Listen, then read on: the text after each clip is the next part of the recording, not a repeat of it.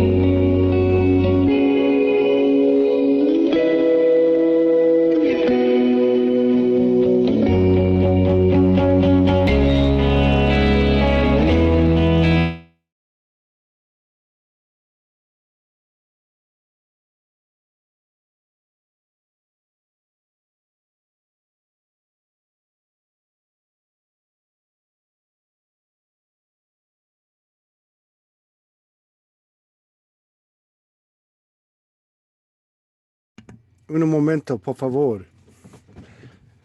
Just had to adjust something there. All right, let's get Franco up here. It's been a powerful, powerful period of time since the equinox. Then we had the 4-4, and then as I understand it today is another 4-4. So go easy on yourself, go easy on each other. And let's hear what my dear brother, my beloved brother, Franco DeNicola has to say about what's happening right now. It's exciting, to say the least. Unmute. Here we go. What's up, Franco? What's Oh, happening? good to see you again. It's good to see you. It really is. Quick adjustment, make sure I got the everything working. Yeah, you're good. You're good. Powerful times we're in. Oh, absolutely. It's a beautiful thing, isn't it? I find it amazing. I find it amazing. And of course, like many of us, long awaited this opportunity. And, I know there's a lot of people that put a lot of attention that whatever's playing out right now is negative. In fact, it may present itself that way, but it is actually very positive in a sense. When I say positive, it's very conducive and very supportive, even though it may not look that way on the surface. A lot of people say, well, I'm confined, I'm this, I'm that, whatever is going on. And I'm thinking that this is a bad thing, or that we're actually losing, our freedom, which is great, because when you experience that and you're confined, you tend to start looking at it much more closely.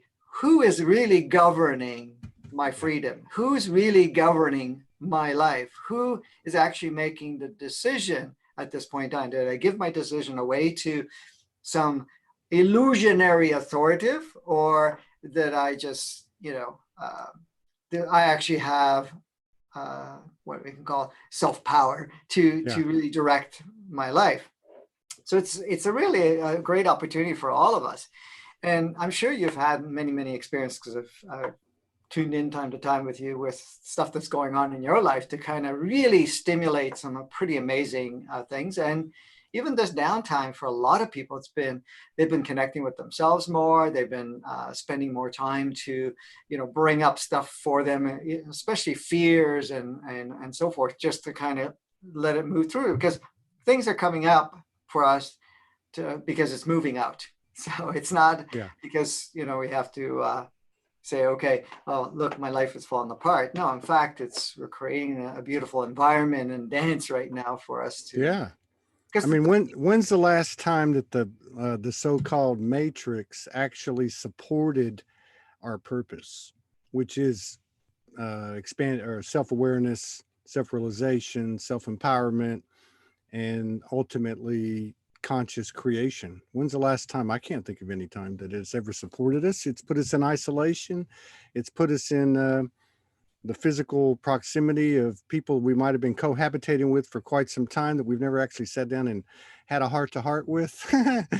And other things, being pulled out of patterns and behaviorals, conformity patterns and loops and such. And so we're doing good. I mean, this is a great sign, absolutely great sign. And I think ultimately, to your point, regardless of where our focus is moment to moment, as it goes back like a yo-yo to the global stage, okay, what's happening out there as we go into that old pattern of let me seek validation or confirmation from the external when we know that's not going to work.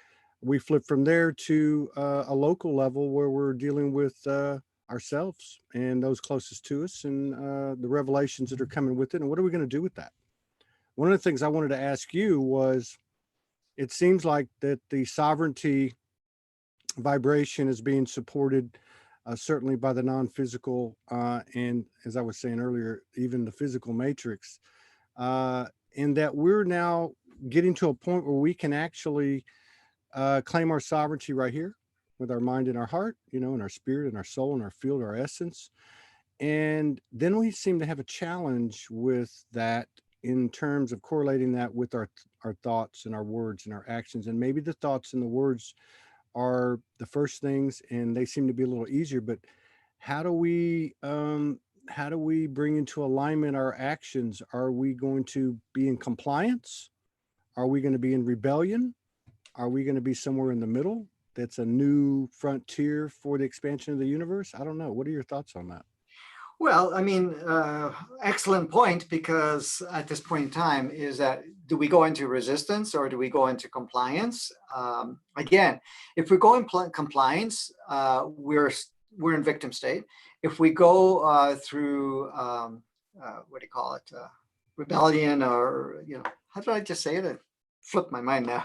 But anyway, in resistance or, Yeah. forceful, then you're still in victim, because now you're going after victimizers and stuff like that. So you're Yes. basically both are disempowered. Now, the thoughts that we may have, the beliefs that we may have, and programs that we may have, again, we went through a good portion of our life, if not all of our life until recently, under the idea that whatever everybody else said was authoritative or was the way to be, especially trying to even be normal was another way of giving yourself to whatever the collective, and the collective is not, I'm not talking about the whole planet, because that's one collective, but all the sub-collectives that we're in, the family dynamic collective, the work collective, the region, or the what we call the state, or the areas that we're in, our community and our friendships or whatever, those are all different collectives. And every time we go into saying, I want to fit in, then you're basically saying, like you use the words, my self-sovereignty, I'm going to put it on the back burner for now, and I'm going to go with the flow with whatever people are saying and so forth. And this dissonance that we're feeling inside because it never matched, we all experienced it, where we feel, something, this is not really the journey I want to go. However, people expect me, or the fact that, I want to be accepted, I need to be acknowledged, I need to feel part of, and whatever else. So I'm just going to put what doesn't match for me aside and go down that path. But now what's happening is that we're already starting to step up in a way where we're actually giving ourselves times to really look at our life and say, what do I want to do? Yeah. Do I want to just comply? Do I want to resist and fight? Or do I go into my self-empowered state, which is the theme of April anyways, self-empowered state, and decide how I want to navigate forward? Because a lot of people do not realize how powerful we are. And when I say powerful, that we have the ability to shape our reality and the co-reality around us. For example, if you are completely in a state of saying, I do not support this because it's not the direction that aligns with me, then you are so strong energetically. You're throwing out a powerful message, a powerful energy that no one would even consider you. In fact, the ones that are going to push you the hardest, that would normally try to make you comply or fight, will actually not even be in your radar or their radar. They won't even know you exist in that regard. However, the ones that are coming forward are going to be coming forth because they're either supportive or aligning with you in one way or another. So this is the thing. A lot of people feel, I need to comply with all of this stuff, or this is going to happen, or that we have to rebel and fight. Both are very low frequency. Both are polarization. Both are outside of the unity consciousness, out of 0 point, out of neutrality. And that's where you're actually diminishing the capacities that we have. Yeah. Yeah. I agree totally. And it's quite a conundrum, you know, because, and I've been talking about it for a couple of weeks and little memes and stuff and on the show, but I still look at and I mean, we may have talked about it last time, but I still look at the fear-based programming that this virus and those things associated with it have put forth. This, which is nothing new to us, you know. We've been pulled under the spell of fear-based programming. We were conditioned that. We were raised in that environment. And then you have the other end, which is the savior-based programming, which is okay. They're both okay, you know. That's not the point. The point is that neutrality that you're speaking of. And it's not like we have written in stone directions on how to do this, you know. But at the same time, it tells me, you know, as I speak to myself, you know, I mean, it tells me, be careful, you know, when you have that thought, why are you washing your hands? Why are you having these thoughts as you walk through the grocery store and you see 3 out of 4 people wearing a mask? And then on the other end, yeah, I'd love for all this Q stuff to be true. I'd love for all this stuff to dovetail together, and we've got, you know, all these great things happening in a universal alignment occurring. But I can't be too much on one side. When I'm too much on one side, I create another side, and that's the power that you're talking about. It's not just in the positive alignment and expansion of creation, evolving. It's also in what we've been. If we've been victim to anything, we've been victim to the fact that we were unconscious creators, and now we can be conscious creators. And there, as we integrate the physical and the non-physical, this is where I'm at. And I'm like going, how do I match my actions? How do I take the same mentality I have? If I'm going to put up a video or I'm going to put up a post, I push the button, I push send, and I don't look back. I don't care anymore about what people think. I'm doing it because I want to give this to the world, right or wrong. This is just my truth in this moment. And but to be subjected to the confining frequencies that are materialized on the earth, which are actually our beautiful gifts, uh, and then to try to align that with that energetic sovereignty frequency that's developing is kind of a challenge. But at the same time, I go back to what you said and I think, well, wait a minute. All this stuff is happening. Why? Because somebody made a decision to quarantine, or somebody made a decision to make this rule or that rule? Or is it because enough of us have done enough inner work that we are carrying a higher frequency from a higher vibrational point?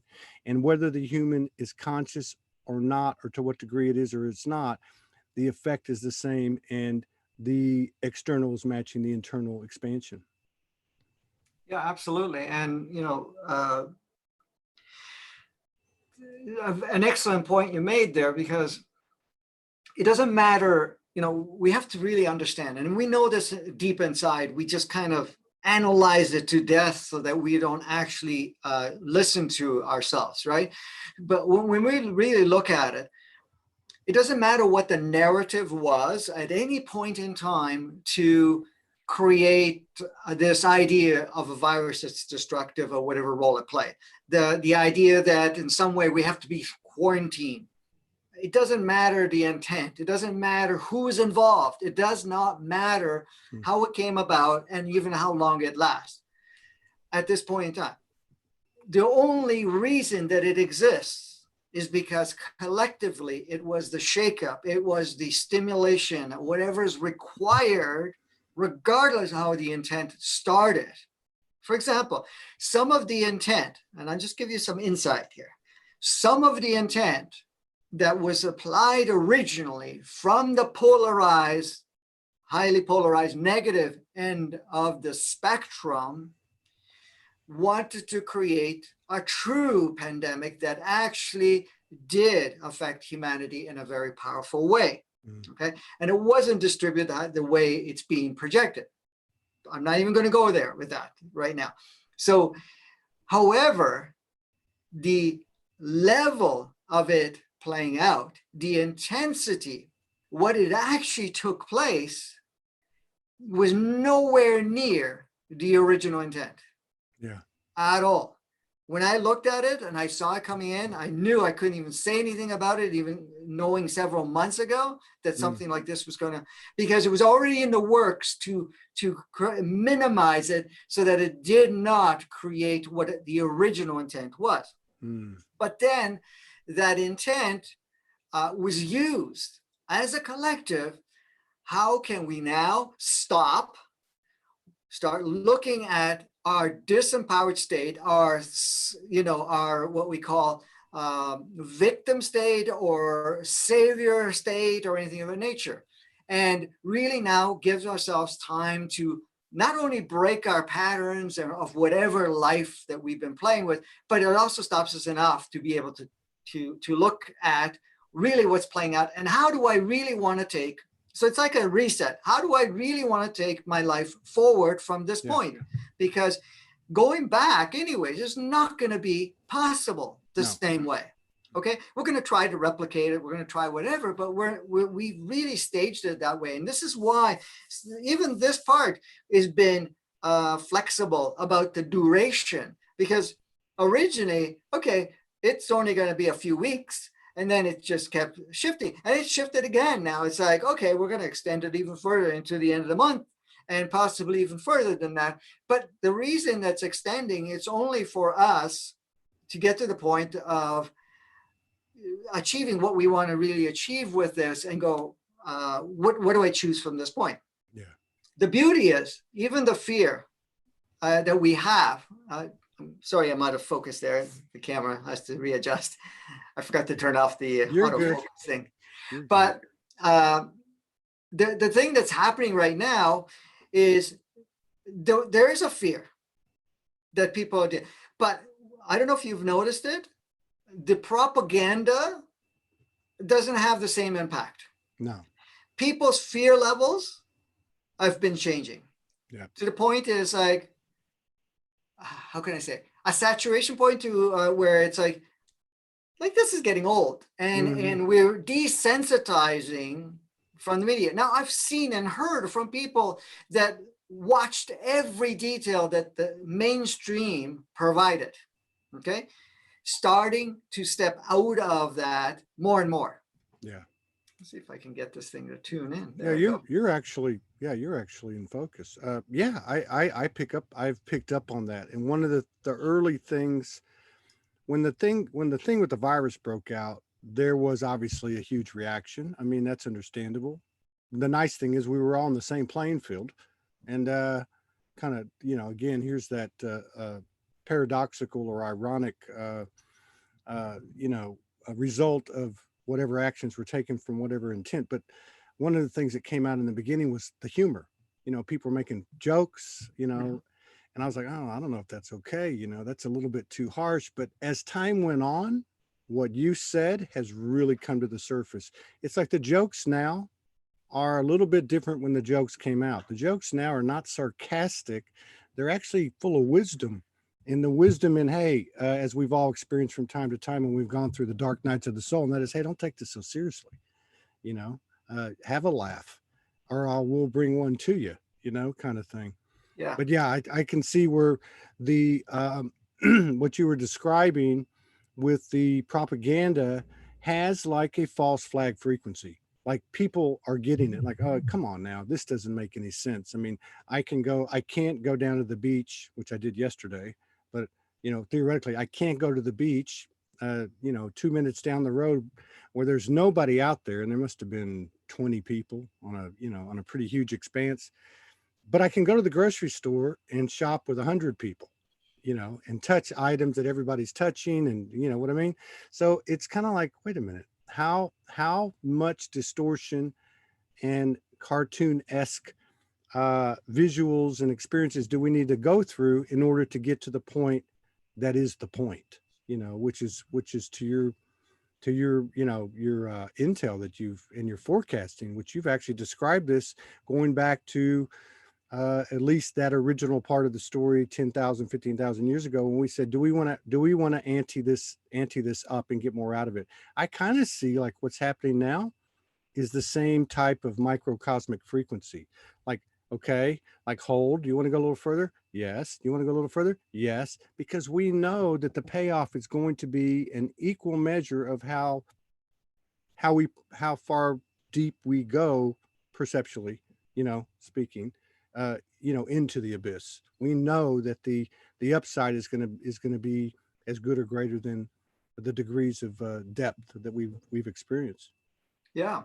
And the thing is the absurdity of, yeah, you can go line up and touch whatever in the stores and whatever else, and then you can't go in an expanded open area with air and sunlight and, water and whatever else.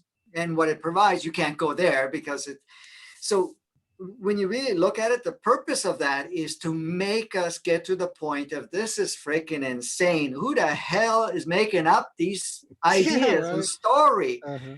Like, he says, oh my God, I'm all shackled, I'm all tied up here, whatever it is. And it's like, this is illusionary. Like, who's making this up? So in a sense, you start to question the authoritative. You start to question that, not to demise whatever the role player of the authoritative is, that am I going to listen to that, or am I going to feel much more in alignment with myself and saying, this does not make any sense. I choose not to comply. I choose not to support this. And I'm going to now start taking steps. So more and more people are going to feel that. So no matter what is being dictated or shoved down their throat in an idea, they're saying, no, we're not going there. And this is why it's so empowered in the insanity of it. And like here, I don't know how it's been in the States because I don't follow news, but here in Canada, each time they've limited even further. In fact, some of even the stores that were open are no longer, you have to go curbside. So that means you place your order online and you have to pick it up on curbside. And so you get to see, it's like, oh, they've just come up with something new again, and they just increased it some more, but it's just getting to the point. And look at the other part. Like I was saying, people are starting to question that. And also right now, people are starting to feel antsy. Yeah. And it's like, I don't want to be in this confinement any longer. And I'm starting to feel uncomfortable with this. What do I need to do to move this forward? So they're actually paying more attention to, what do I need to do so we can put this to an end? Yeah. Again, not to go back to what we were before, but an upgraded version of our experience. Yeah. So this is what we're going in. And it's not about, the idea of, okay, we're all this disclosure stuff is going on and what else that's going to solve it, because that's the savior stuff, like you said, the Q, whatever it is. And that's very disempowering. I'm not saying none of it is happening. Some of it is, but that's not the answer. The answer is really us coming to the point of saying, how do I play forward from here? What do I choose to create? We're here to choose right now to be in that self-empowered state, to really be part of our reality creation. Because most of all our lives have been following old ideas and concepts that everybody's been passing along the way, from years, what do you call it? Centuries after centuries, but I can't think of the word right now. But anyways, in every generation, that's the word I was saying. So just keep passing this on, and coming to the point where, am I putting that much power in an old idea belief? I mean, we're advancing, we're becoming more evolved. We want to create a new reality, and we're still carrying the old stuff. So things start to get questioned. And also the opportunity too, some of the roles that we've played, now we're questioning ourselves to, do I still want to play these roles or anything of that nature? So it's not about going into and say, oh, when all of this disclosure is the world's going to change. No, that's only a little piece of it. It's really us changing. And it's not like the fact of, oh my God, I got to protect myself and I got to be this and I got to be whatever and fear. Because look at it this way.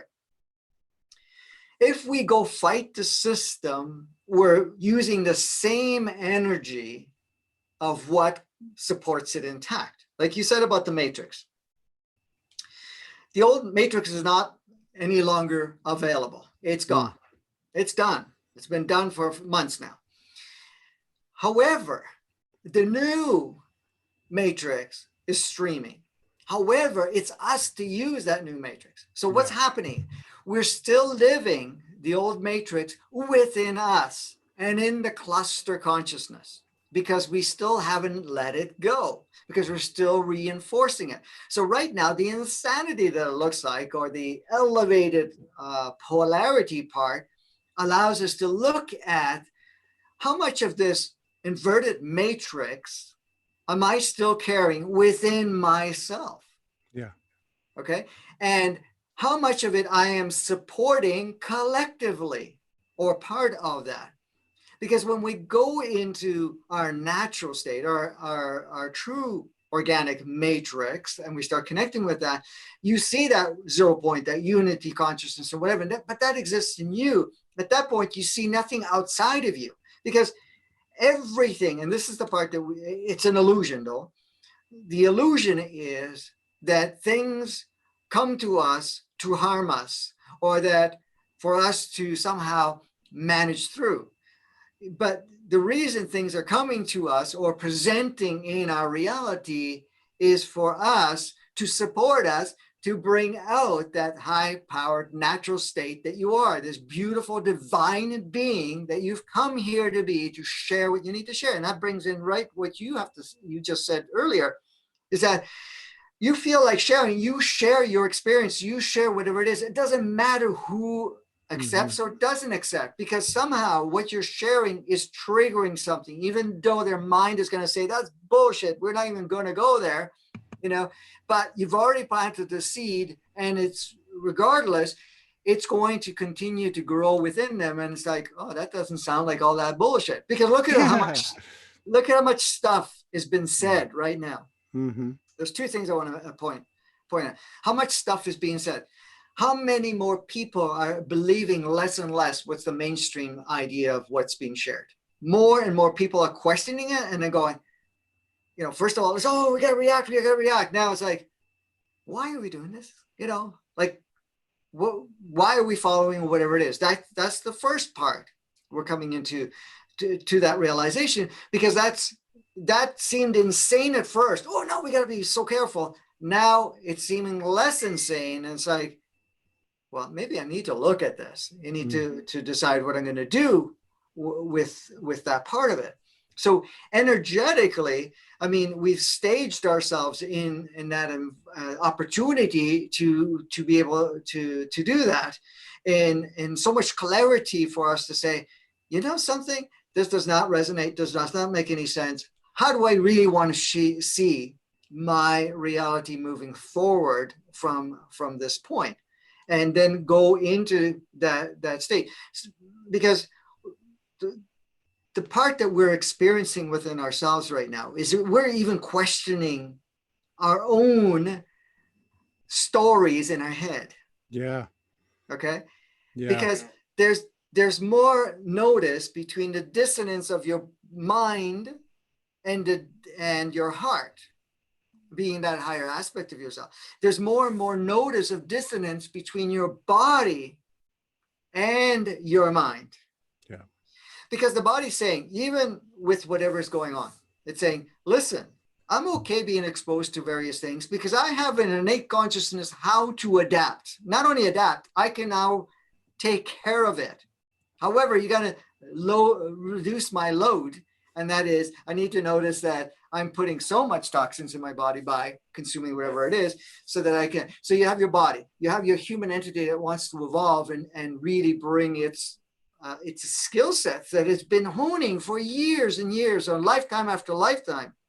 Because you have to understand, the human entity, that part of you, has reincarnated as a human being, male and female, in different parts and different gender, different cultures and different belief systems, and been honing itself more and more and fine tuning. And now it wants to bring the most powerful expression, because it can do it, because it's done a lot of learning, but now it wants to use practicality into the game of life. So it wants to communicate.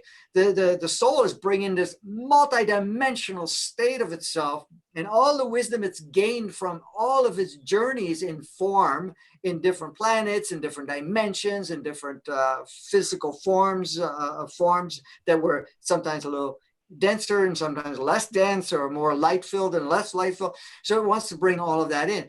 So the mind is a powerful computer. There's nothing wrong with the mind. It's a powerful computer. It's just the programs that we've adopted, which basically the ego loves to use. And this is the other part that's coming up, because that's where all the fear, the confusion, and so forth. A lot of people say, well, how does the old matrix, the inverted 3D, 2D, and how did any of these control structures have any power? The power was only coming in because the ego was working with that operating system and saying, yes, we're disempowered beings. We are under a dictatorship, and there's a hierarchy, and there's rules to follow, that you cannot express yourself. And if you do, you're going to be isolated and whatever else. And it creates that so that it keeps us small. But now that's really shaking up for us. It's almost like we can't stay boxed anymore. We got to break out of the box. Yeah. And that's what's happening. So we have such a small part of this little dialogue.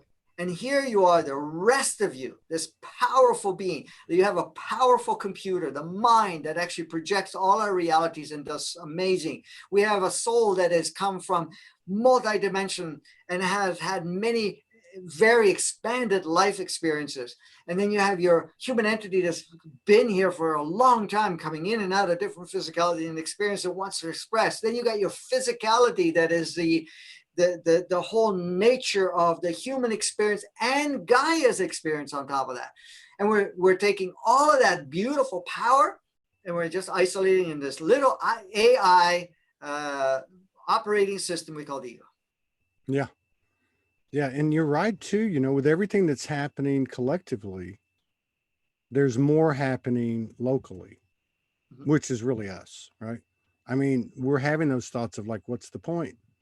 What am I doing? Who was I? And I mean, like at these deeper and deeper levels, but at the bottom of it, I really resonate with what you said. It's like, what do I want to do? It's like, when it gets right down to it, what do I want to do? Who do I want to be with? What kind of work do I want to put out? How do I want to spend my time? And it's like the focus of that becomes the becomes the cauldron, the core of what is actually experienced on a collective level, not just by the individual but by the collective. It's doesn't meet the math of where we came from. It's a different type of equation, and I've said it before, but to thine own self be true, and to take a conscious and responsible place in terms of a co-creator. It's actually a very cool path to go down, because all that other bullshit gets wiped out. It's not even there, and it's not like it's not there and we go back and forth, but it's almost like because I don't think any of us could explain it fully, but it's like, if I stay focused on what I align with, what I want to do, what I want to contribute and experience, then all that other stuff just goes away. Now, does it exist in a parallel experience with those who are still in that direction, and say even a lack of a better word, higher direction or higher parallel experience? I don't know how it works, but what I am seeing is that it has a direct consequence on the collective experience that we all share, And one thing the one thing I see about this method, which is to thine own self be true, and to align with your own passions and desires and in alignment with universal will, is that there is no focus on this other stuff. So obviously, out of sight, out of mind, kind of applies on an energetic level too, not just the physical. So, our focus, due to the blessings, in great part due to the blessings that are now instituted worldwide, are supporting us to develop this a higher acumen as co-creators. Well, absolutely, fully in line with all of what you just said there. It's just so with with that observation at this point. I mean, any like you said, does it exist in our reality? I mean, we have different levels of playground. It's like your TV set, you can go in and change the channels, and you can do that with radios and whatever else. And you can go on different URLs and find different videos or whatever is going on, right? They're all still present, but it's where do we put our focus? And then that focus actually shifts to a point where if you put in your focus in that direction, then everything starts to align accordingly, because we are really co-creating it. Yeah. So, I mean, if you look at what's going on, there are some people, maybe a lot of people, that in one way right now are feeling so very, how can I say, so very caught up in whatever's going on. Others are so a little bit, but also dabbling. And the other part is like, no, let's see what we can do with this. That's how we can move through this. They all exist. They all coexist, and each one is going to match what everybody wants to experience at that point. But again, it's really up to us where we want to put the focus of that reality. And now the thing is, the focus is actually breaking down the old version of focus. So now we're becoming much more aware. And this is why, even I even talked in my series there, that being present, and that, what does that mean? That means being wherever you are, in your mind, in your body, in your presence of your surroundings. That way you now see what you have at your disposal to play with and shape. Because if you're all over the place, you don't have the pieces to be able to change it. Okay? No, you're right. Yeah, you're right. The thing about, and I've noticed that in myself and other people, but because being present means you're not being distracted. Mm-hmm. And we've had all these different ways to distract ourselves, including this. Yep. This is valuable. Like you said, if I'm present, I can look at all my resources, be it people, relationships, residents, food, things that we take for granted, and we can look at all of this, connection, quiet time, and you can look at all these resources and then move forward in a new way. But the other thing it does too, the being present, because I think we're all learning, is gratitude.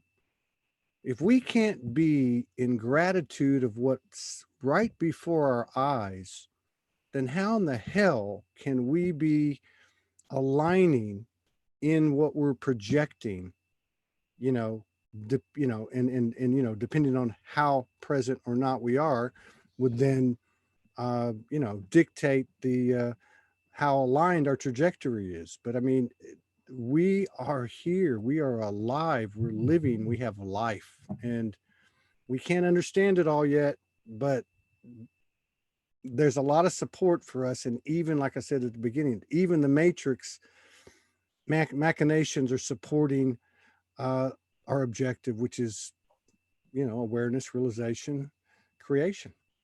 Mm-hmm. Yeah, exactly. And when we're looking at all of this,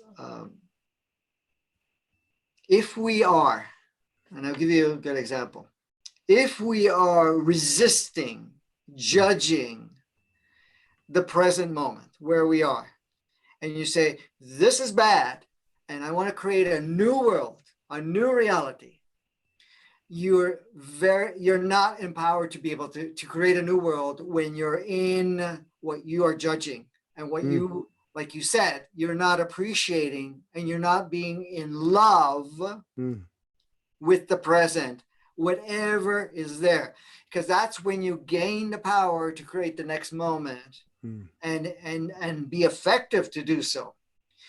Because how many people have lived their lives waiting for tomorrow, waiting for next year or whatever, for them to start living life or to even feel good or to feel that in some way, then things are going to be better.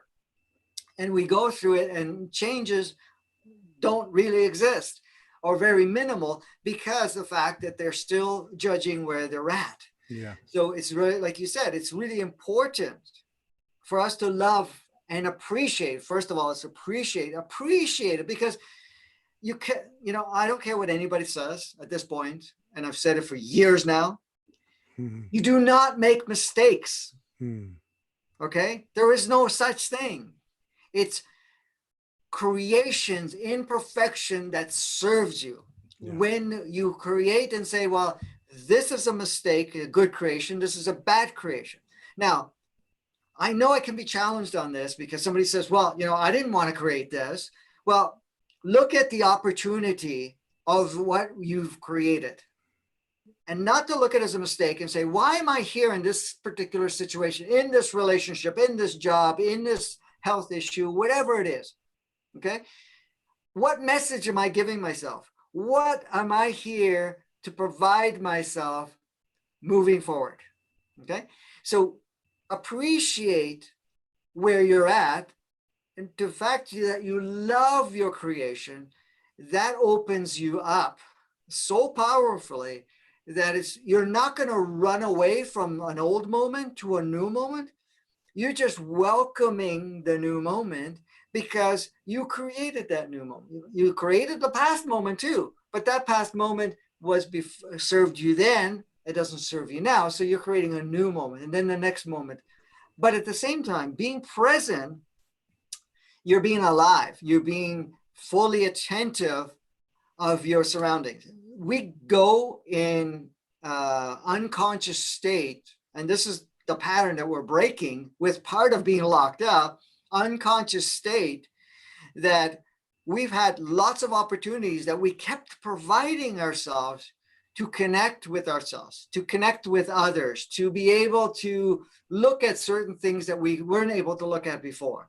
These were all presented to us and we kept representing it, but we kept ignoring it.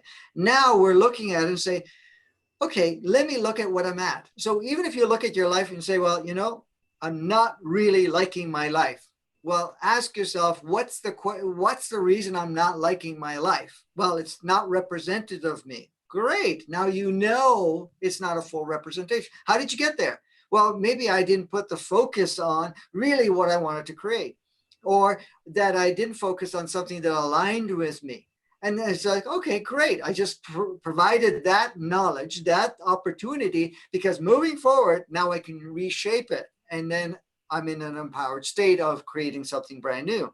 But if we're going in that I've miscreated, made mistakes and so forth. I know some people say, oh, we make lots of mistakes. That's how we learn. No, we make a lot of creations that may or may not match exactly the direction we want to go. But each one is a stepping stone that allows us to fine tune and move forward. Because the moment we put the idea of mistake, we come into the failure thing. We feel that, we're not powerful, because a mistake also indicates that I was unconscious. I didn't direct my life. Even though you may not be unconscious in the sense of I'm aware of everything that's going on, the other parts of you, that is the higher aspects of yourself, is in the driver's seat shaping what you need. So if you need that kick in the ass, you need that opportunity for you to see the polarity in a very powerful way, then you're going to create it only to bring you to the next level. It's there to serve you. I love you and so forth. Even the stuff that's going on in the world right now. You could, with the disclosure, there's going to be a lot more stuff. A lot of people look at all those bad people. Look at all this negative stuff that's going on. I told you I was right. You know, that righteousness is a dangerous thing. Well, you know, it's just it doesn't matter. I mean, it's pulling us off our power, but at the same time, I like what you just said too, and evidently Geraldine, my friend from Ireland, does too. She said, "Zoom in on your own creation from your higher self. That baby has got your back." But okay, so two things. One, the communication, the clarity from the communication of the higher self is is thicker, and the evidence. We, if you look back, we all look back over the last few months and think about where we were put, how it occurred. I mean, these invisible hands moving us a certain place or moving things in front of us. Our higher self is not going away. You know, I mean, it's actually due to our work, even though it may not be a conscious communication all the time, that you know, in the human way, which wants pure 100% evidence, right? But it's there. There's plenty of evidence that it's there, and it's not going away. And the resistance, I think, is understandable that we have, because we have been conditioned. It's gone very deep, but enough of us have had transformations occurring consistently that we've evidently, I don't think it's about we when we hit the tipping point or when we get to the 100th monkey. I think we're already there. Mhm. I think, like you said earlier, the only part of the old program playing is playing within ourselves.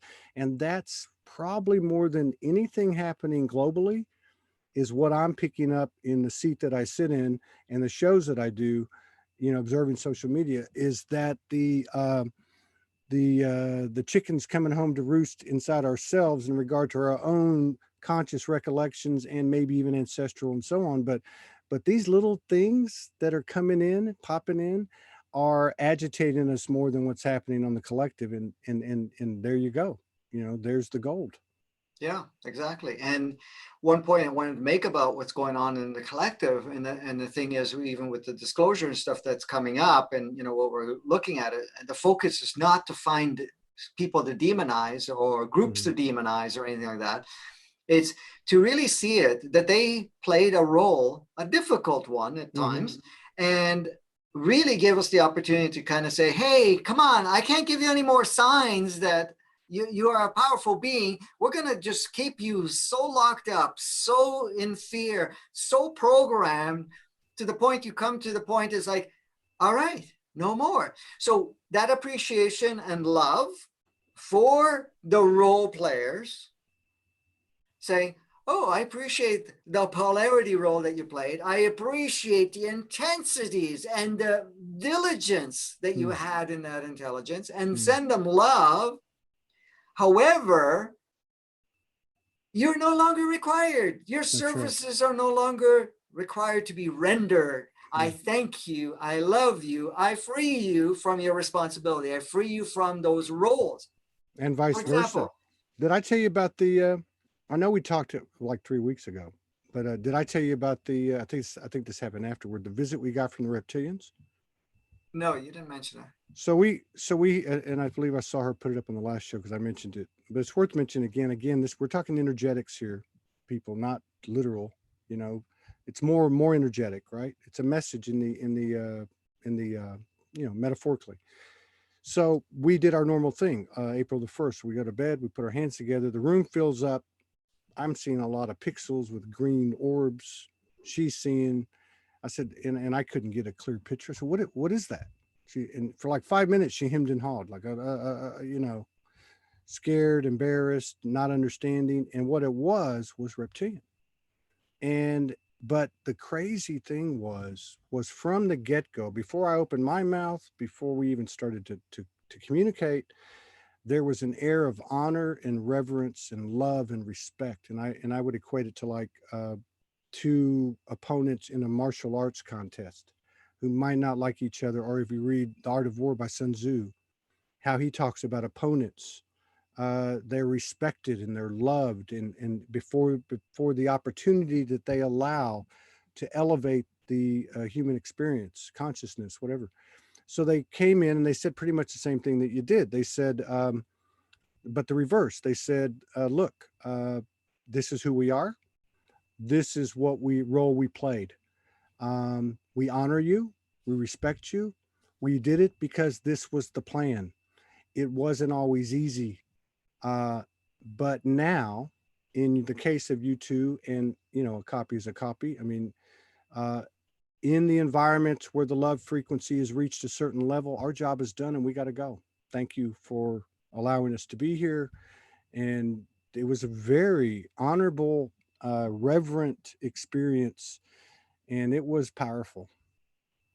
It Yeah. was very powerful. But along the lines of what you're talking about. Yeah, exactly. And the thing is, what's remaining is the role players that are in human form, that are somewhat hybrids in the sense. Because, I mean, the reptilians, there's two sets of reptilians. One set is the organic reptilians, which are part of our DNA, is one of our DNA strands, that are very advanced, very loving. And then we have the hybrid ones that actually took on a very specific role to play that negative, what you can call negative role and so forth. And it was tough for them to do so. And they've taken over quite a few different planets, or attempted that. And in some cases, they were successful. But they have, like you said, a tremendous amount of reverence, a tremendous amount of appreciation that we stood our ground and were able, even with all the input, that we've adjusted accordingly. And now we've reached a light quotient or a consciousness quotient energetically, that they're done with that whole experience. Now it's just the remaining role players want to be relieved, and they're waiting. And this is why they're making it so apparent. Look, hey, I'm here. The symbols are everywhere. The signs are here. We want to be spotted. I mean, we're not even going to be clear. It's like, I'm not going to even hide anything. And look, and the only reason that I'm stopping certain social media platforms that are bringing alternative is that it stirs up to you even further, saying, they're taking it out.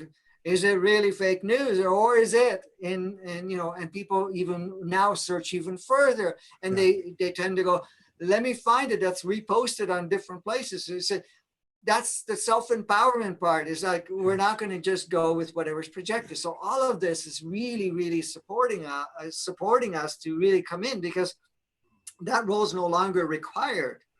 It's like, we're done. We want to be done too. And all of us, I've heard people say, well, I want to just go back to normal, the way it was. It's impossible. There's no way, because we're not there anymore. And, okay, some people lost possible jobs, possible business, or whatever it is, later on, because it just can't get back on. And it was just kind of some of the things that needed to change. Nobody's going to lose anything that did not need to change. Their higher self has not orchestrated, and they've already known. Because how many people have been for the longest time saying, I want to make a change, I want to make a change, I want to do this, I want to do that. Now it's like, oh, I'm going to take it away from you. And I go, oh my God, the ego mind's going to go, now what are we going to do? And your higher self is saying, now we can do lots more things. We can really look at life a different way. We can look at how the focus we've put in so far in survival and go into flourish, or going into, streamlining our life so that it matches what we came here to do in the first place. We came here to play and experience life in a different way. We came here to share something really amazing. So that's no more distractions. Let's get rid of some of this distraction. And some will still want to be distracted, but that's. I really love what you said about the hybrid. Okay. So, because I've studied a lot of history all my life, and then over the last few years, disclosure-esque type history, right? I follow Robert Seppert at Atlantean Gardens, who's an incredible anthropologist and etymologist and producer of these incredible shows. And I was watching some in the last week. He did a couple of them, and he was talking about the history, both historically and etymology-wise, of dragon, right?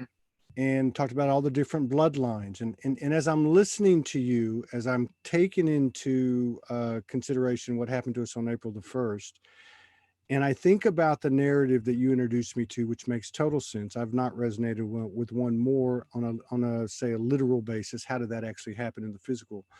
where some of our brothers and sisters came to us 10, 15,000 years ago and said, hey, why don't we up the ante here and put in this inverted matrix? And maybe they were the ones. To me, they would have been, not that it matters, but to me, they would have been the ones, okay, so we're going to play this role. And if you read through the history of it all, this was all about, intermarriage and interbreeding and maintaining the purity. And so from the human aspect standpoint, I can absolutely see how this lineage would say we are the earth gods. We are the elite, and actually believe that they're right. And they are, in terms of the role that they're playing. But at the same time, I love what you said in regards to why do you think they're getting so loud? Why do you think they're not hiding anything? They know the game is up. I saw an incredible video by Laura Eisenhower 3 days ago, and it was very inspirational. And she addressed it as message to the cabal or the controllers, we do not comply. And I thought, oh, I wonder if this is going to be, because I know Laura, she's a great lady and she's got a lot of stuff she's experienced and downloaded. And I thought, well, I wonder if she's going to go too far to the rebellious side, because obviously she's not going to go to the complicit side. And so she went right down the middle to the best. I mean, with all the dynamics involved, it fits with what you just said, because basically what she was saying was, hey, guys, the game's up. We all know where this is headed. So why don't we just go there? Why don't we all just go there instead of playing anything out? And I, of course, I'm putting this in 18-minute video in 10 words, but to me, that was like, oh, that's it right there. Let's all acknowledge, what's happening, which means to include, for me to go say, oh, they're not awake. That's just as much of a separation frequency as the extreme polarities that are supposedly between the 1% and the 99 or whatever other example. But we have the ability to hold a frequency of neutrality. It's not etched in stone, evidently. We don't have an owner's manual that's etched in concrete, but we can certainly take our free will and our desire and our desire to contribute to a greater expansive collective. I believe that's where it's at. I don't think we have to explain anything to anybody. We just go through our own individual hero's journey inside, internally, and it begins to reflect externally. Yeah, absolutely. And the thing is, even when they were involved and offered it 10,000 years ago, and of course they came back 5,000 years later. So basically it was a team effort of hybrids, Draconian, Anunnakis, and whatever else. And they came in at those times, offered those opportunities and so forth. They didn't stay on the planet. They would just come and check every so often. So for them, because it was so, the makeup of planet Earth was not a good host for them. It was somewhat toxic in a sense. That they created these human hybrids where they connected with the human physicalities. And these are some of the role players that have played out and whatever else, but only for the purpose so that they could actually play out what needed to play out. Yeah.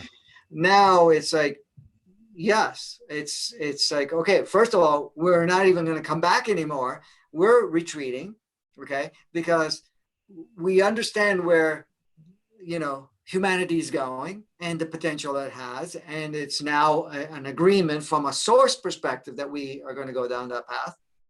So it's really now the ones that are playing the roles that are going, okay, let's make it apparent that so that we can start stepping back and so forth. And I like what Laura Eisenhower said. I mean, I didn't watch that one yet, but in the fact of that we're choosing not to comply.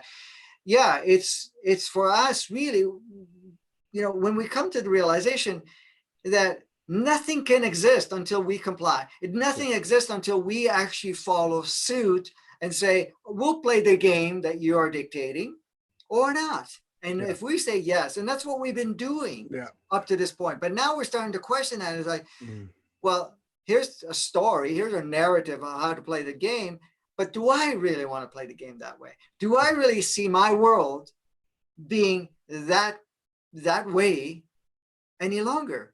Yeah. So, when we come to the whole idea, well, they control the money system. They control governmental and so forth.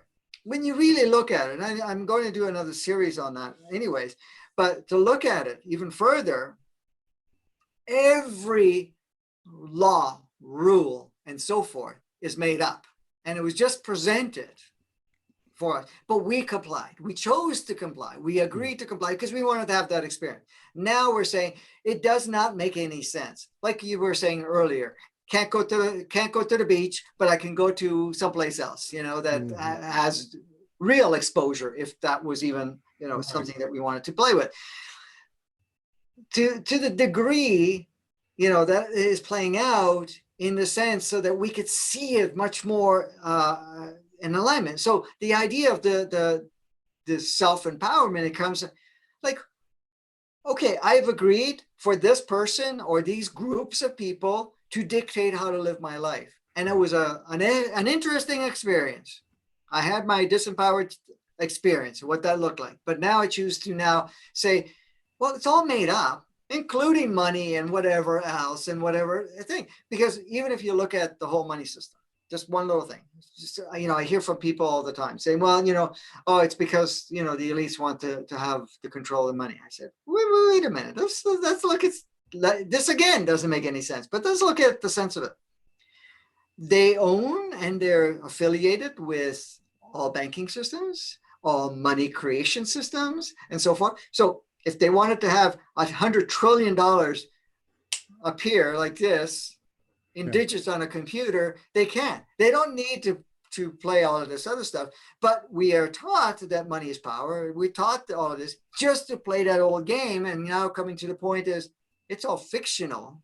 We don't even have to give any power to it. And it doesn't matter what anybody's saying. We got to bring it back to one system of using an element of some sort like gold, whatever it is. It's still made up. It's all made up. And we're coming to that realization. We made up the game like kids make up a game when they're in the park and say, okay, you play this role, I play that role. But the roles are just done. So we're coming to the realization, like you said, there's no manual. We're making this up. So that's use it, but let's not get stuck in the game of making it up and make it real enough to stay. It's going to take me 10 years to get out of.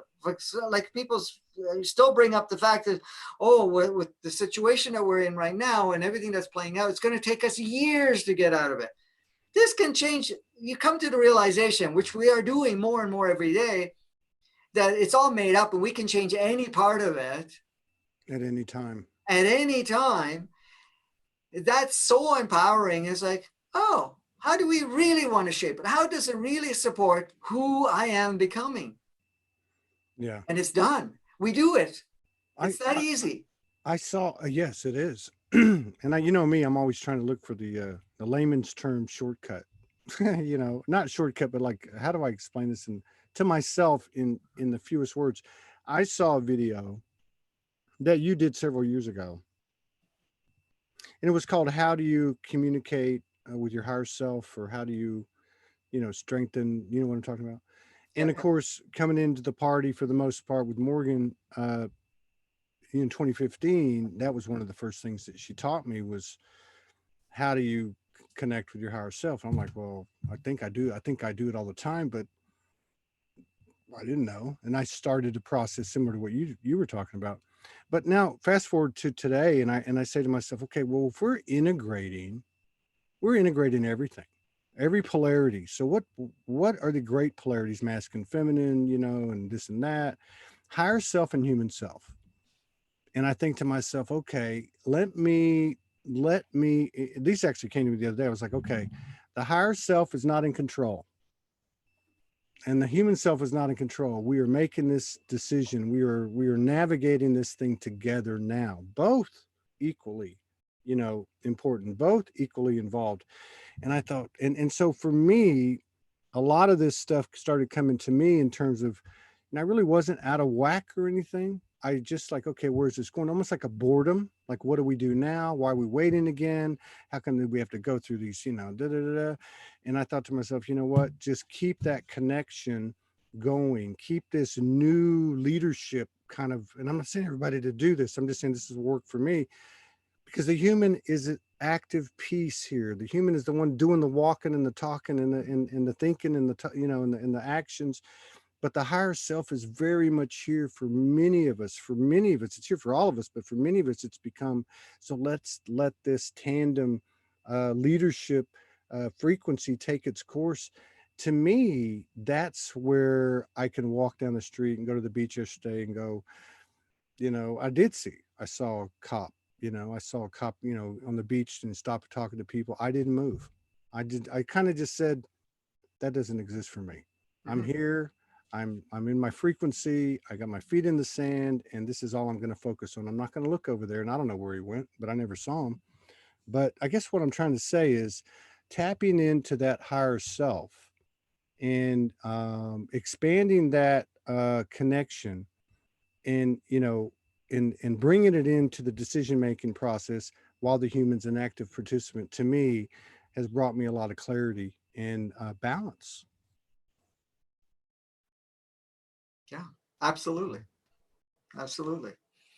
Mm. And it made a good point. And you've actually just confirmed the other part of it. I mean, the human experience is not a fragmentation experience. Okay. We've played that part of the role. So really now, because look at it this way, I'm not, I'm going to give you a little tidbit. Next month is embracing your human experience. That's the Mm. theme. Really?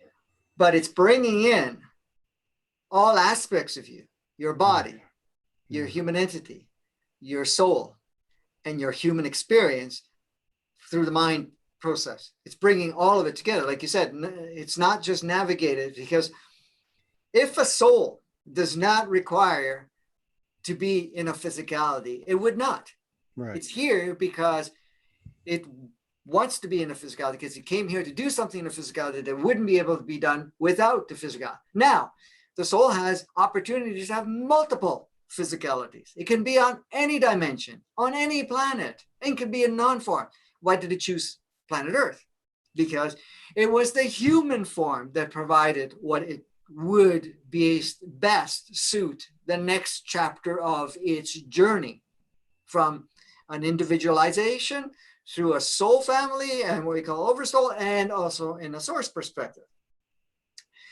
Now, that's the one part. The same thing with the human entity. The human entity itself, hey, does it have to be in this particular physical? It could stay in non-form and just hold a collective perspective of the human experience, or choose out in physicality. Now, the multiple physicalities and multiple parts of the world that it can actually create itself has the opportunity to do so, but it chose this one with this soul. So you got this soul aligning with this human entity, aligning with this particular physicality, with the physicality is not isolated because it's connected to the representation of Gaia. Now, all of that is a marriage, is a beautiful journey coming together, moving forward. And that's what the embracing is. Now, you're now embracing that human experience. But the next part of the embracement is the embracement of your true human experience. And that requires to be that true aspect of you, which is all the parts of you coming together, going into the true operating blueprint, whatever you want to call it, way of experience the human part. Because what we've played up to now was alternates, other fragmentations and so forth of ourselves and whatever else, which was a good journey because every soul has come in at different times for that particular purpose. And same thing with the human entities and whatever. But now we're going into this. So really we're staging ourselves each step of the way, Yeah. to So bring that into place. yeah, I'm glad you gave us that little preview. So this month is self-empowerment. Yeah. And then next month is, all that coming into alignment. Because I say this for two reasons. One, because Jason Estes is going to be on tomorrow. He hadn't been on, I think, since February, maybe January, but he put out a post and he does it the same way. He says this month this is happening. He uses different words, but the energy of it feels right. Like this month, which we'll find out tomorrow, he in his write-ups he's talking about kind of coming into awareness of the soul's mission. like your soul mission, your purpose, the relationship, the whole, like what you just basically led into. And then I think about what you said about June. And I asked somebody else about June that's pretty connected, and they kind of took the same approach you did, which is I can't tell you, or we're going to take all the fun out of it, kind of thing.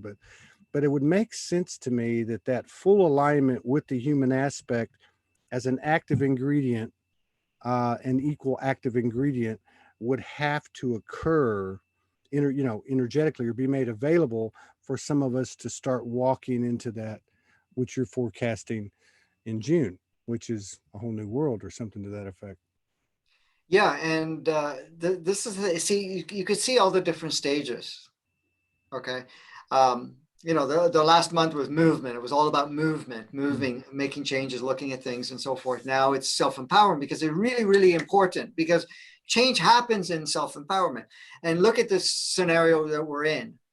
Most people have felt disempowered because everything else had control over us. The fact that we can't go out and do what we want to do was presenting us that I'm disempowered. I don't have any say in the matter. So that we actually start tuning into and saying, do I really have a say in the matter? And we do. And that's the realization more and more people are coming into play.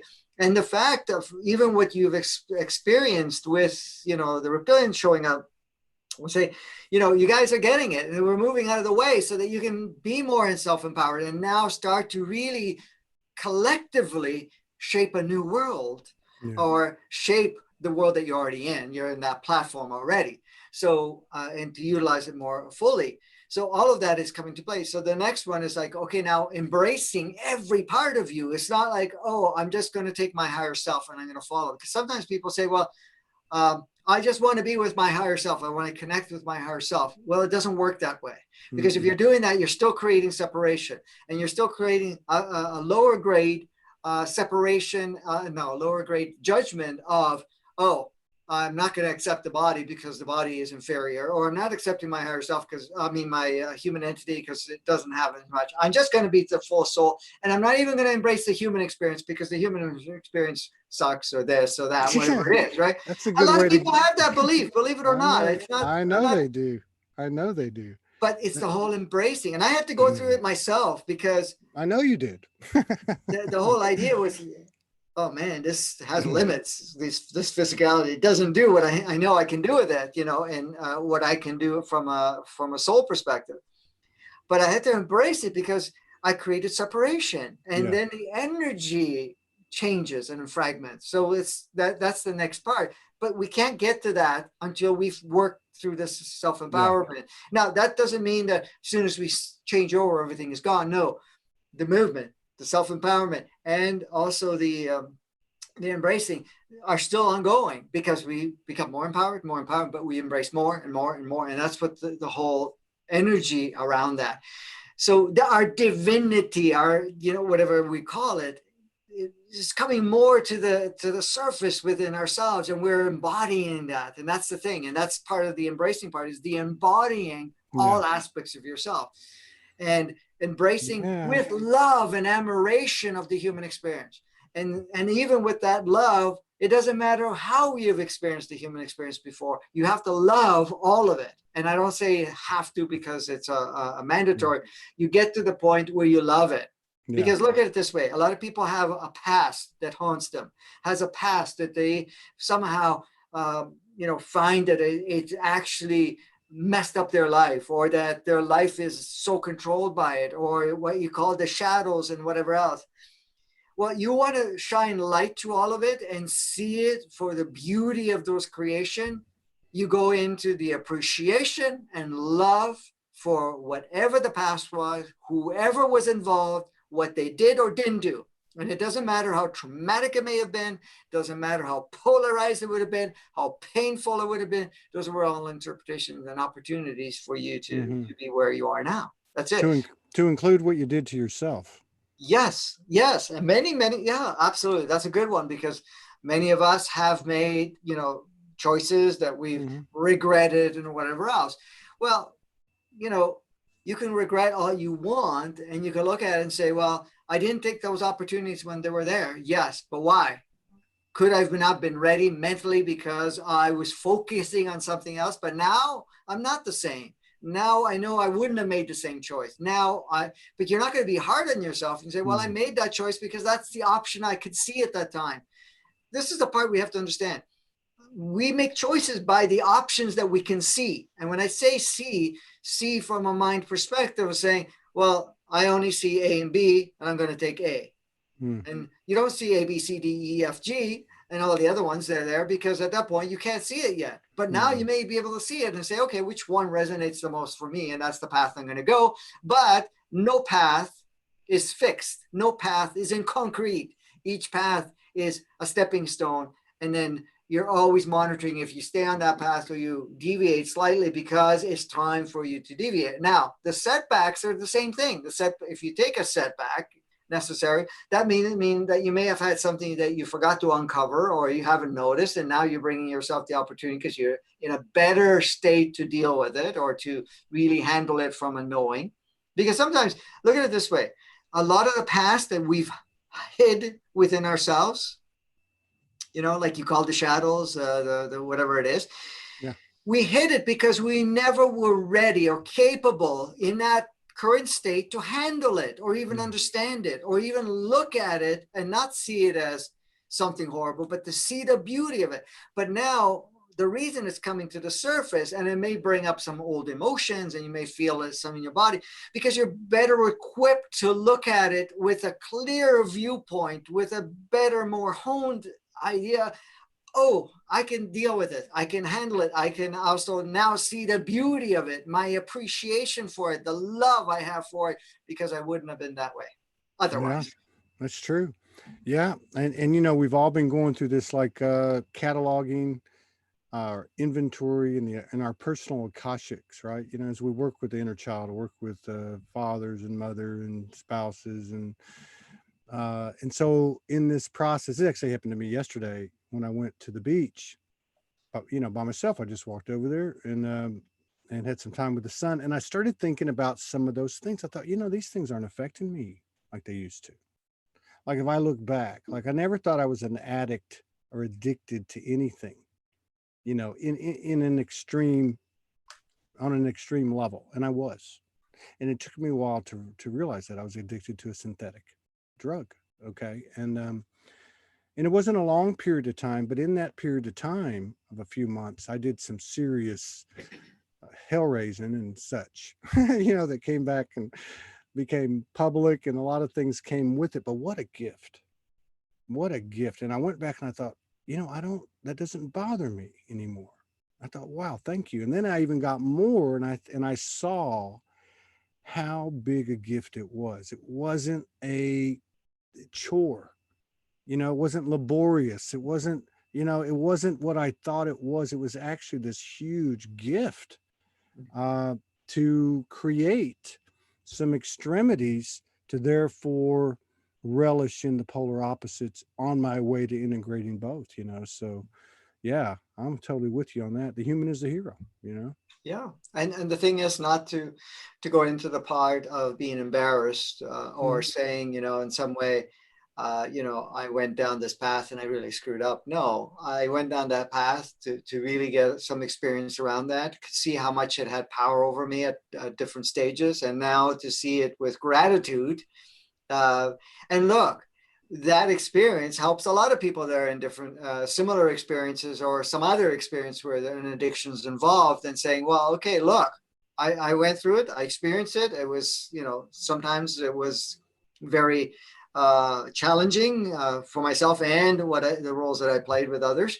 But now I have a deeper understanding and I can see the power behind it. And I can really now show you that we can move through all of it. Those are just older versions of ourselves that we've taken on just temporarily until we figured it out where we were ready for Mm-hmm. something else. And it's just Just the like, that's stories, it. right? Just the Yeah. stories in this, and no different for in those times. I can't speak for you, okay, because you're an alien. But in those times when I'm kidding, those us humanoids uh, do want to take sides and do want to get caught up in whatever narrative it might be.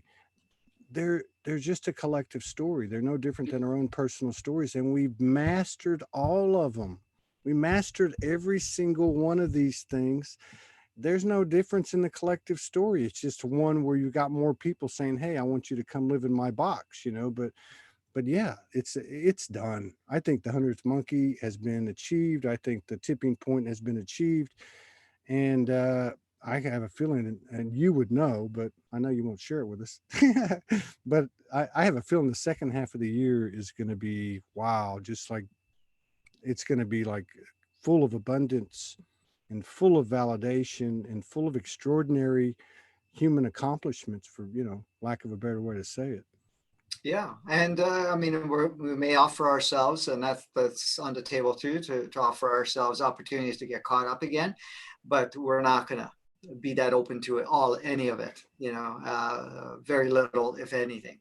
So, Yeah. yeah, you're right. I mean, that's going to present as a really second half of, but in a more empowered, embraced, and in a more playful, and that's rock this world. Let's rock this whole human experience, and let's bring it to levels that we didn't get a chance to play up till now. And you will feel much more excitement, and many people are feeling the excitement now too already. They're starting to feel excitement about this. Doesn't matter how much fear, and this is the beauty of it, is that it doesn't matter how much fear we've given power to it.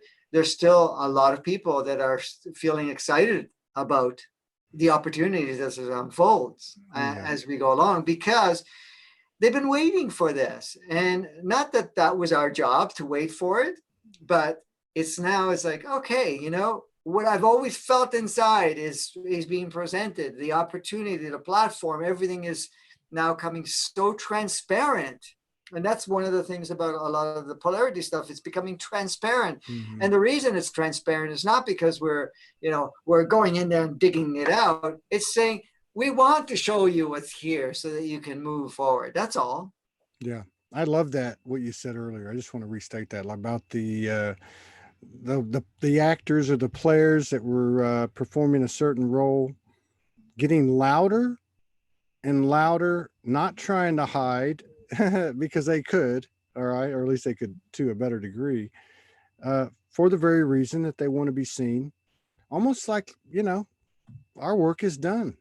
Let's get to the happy hour. Let's get to the celebration. I mean, but it makes sense that we would kind of feather tail our way out of this thing because all we've known is what we've known. The chaos and the polarities and the duality. And so it's kind of like, you're taking these baby steps into this, this virgin fertile soil that no one's ever stepped on, thinking that, we're going to fall into some quicksand or something, but it's not. It's happening, man. That's another thing I was thinking too. I was thinking yesterday when I went to the beach about my journey since 2011, which is like everybody else's. And I started thinking about when I connected with Morgan. And here I am now, I'm talking to this lady on the other side of the world who I've got this weird attraction to, who's talking about galactic lifetimes and Pleiadian connections and all this stuff, and I'm seeing all this stuff in my head. And I'm thinking, God, how long did it take me, her, others to actually say this shift is real? This is really happening. And I think for me, I'm talking 100%, I think it started from the first of the year. And I think that this whole thing with this worldwide lockdown has really cemented what I know to be true in myself.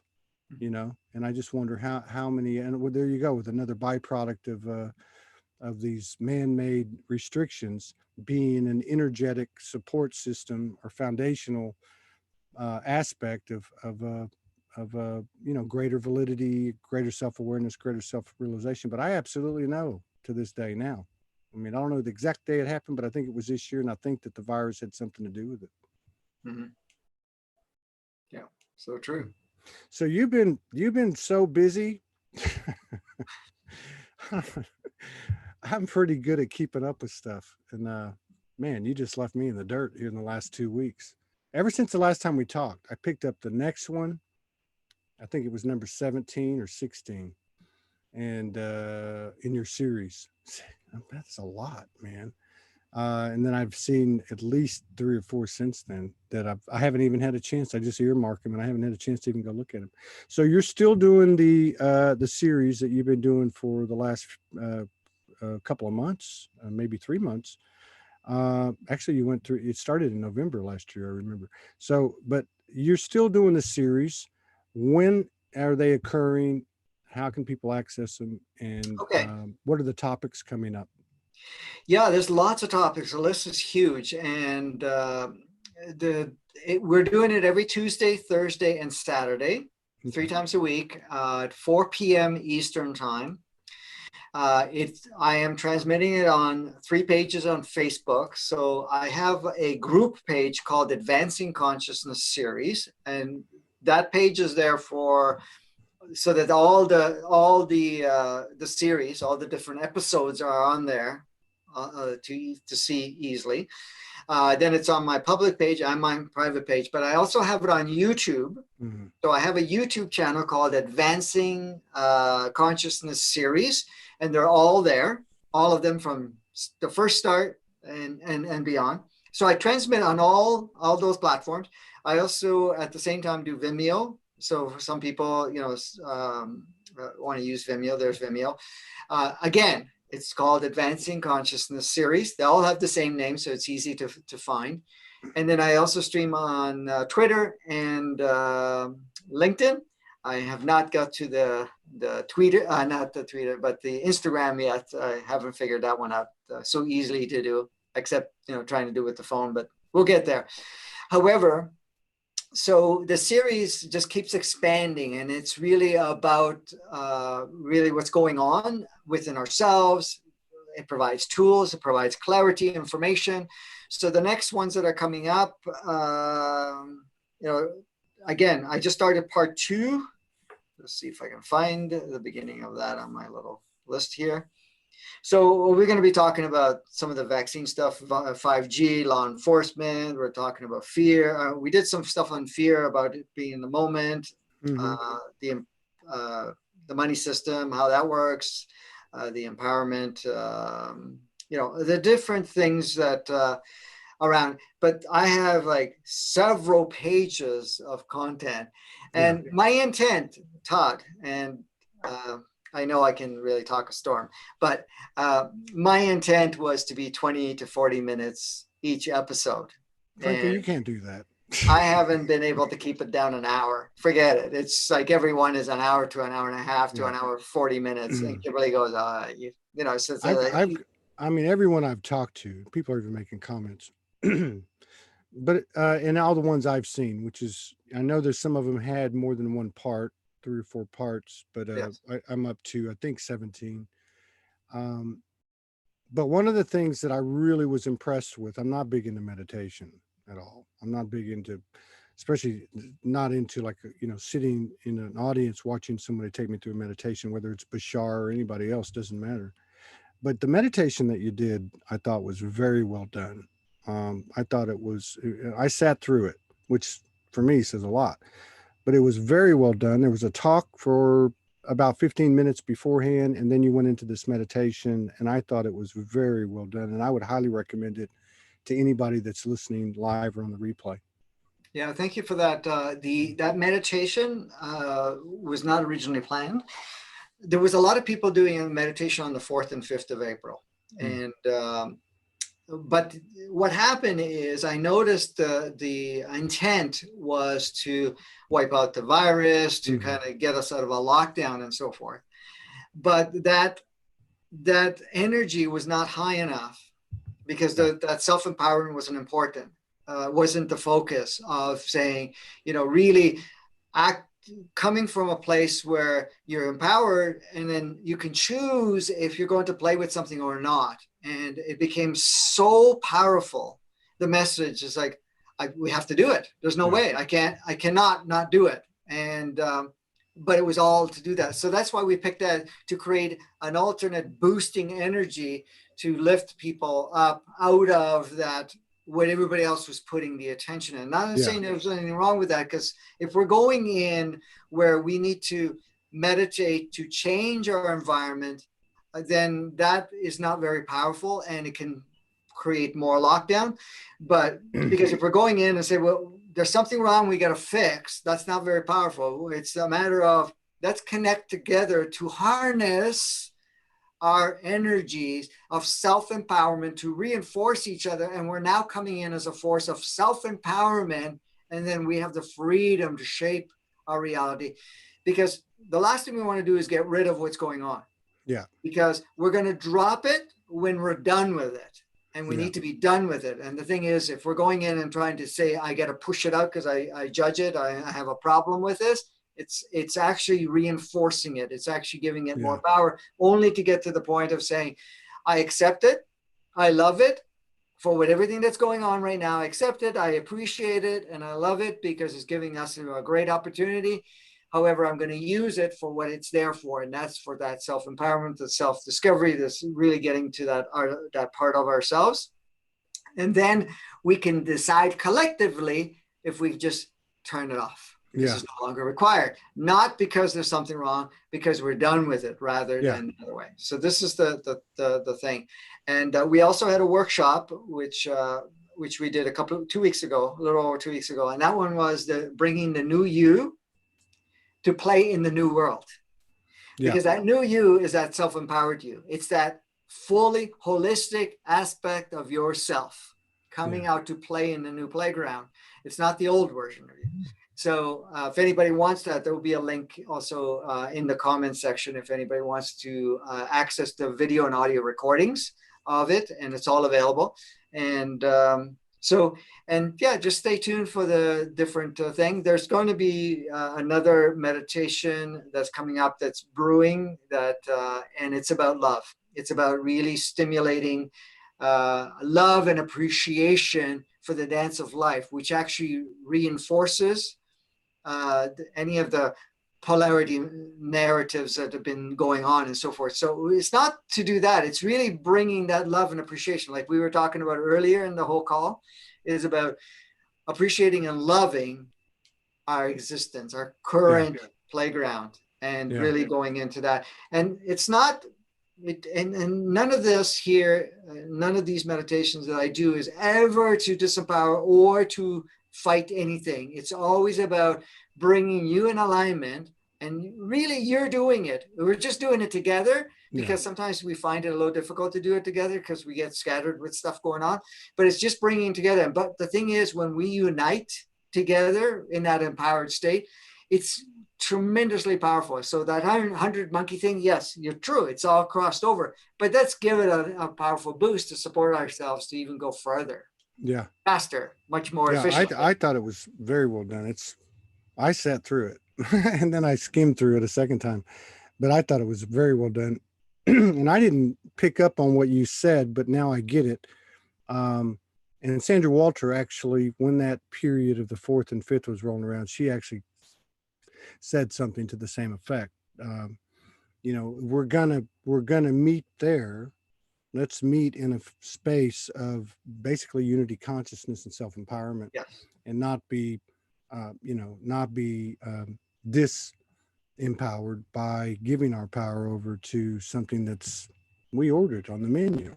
You know what I mean? Yes. I want to tell you too, Gene Walensky says, just so you'll feel better. Yes, Franco, they are an hour long or whatever, but each one of them seems so short. So there's an invitation to go even longer. So they seem short to me when I'm doing them, because I go into that state and it's just like flowing and I can't stop it. I mean, the only time it stops is when my soul says, okay, we're done with today. That's it. Yeah. It's not like, Kimberly says, Franco, you need to eat something. It's been 3 days. And by the way, you look really good. Thank you, Kimberly, for feeding my brother, because I know how difficult he is to, he's like, tunnel vision. Michael asking, where can you get a link? Michael, if you look, this is on Todd Medina Facebook page. It's only comments I can see. Kimberly Ross is his partner. She has a comment up there. It says link to previous workshop. And you can also find Franco DeNicola public page. private page, and also what he mentioned earlier, which is in that link. So, and if you need it, Michael, if you can't find them, then just hit me up, and anybody else hit me up. Franco's a dear brother and Kimberly a dear sister, and we look to do a lot more collaborating with them as time goes on. Anything else, Franco? No, that's it. I thank you for having me back on. It's always an absolute pleasure with you, and it seems like we get even more excited each time. So that's a Yeah, you know, I know. a It's all strong good. indication that there's a lot of alignments and us coming together to provide some opportunities for people. Just wait till the second half of the year. I'm sure Yes, we're gonna do some stuff. Yeah, that's good. Thanks, Franco. See you thank later. you. Thank you, Much love. Kimberly.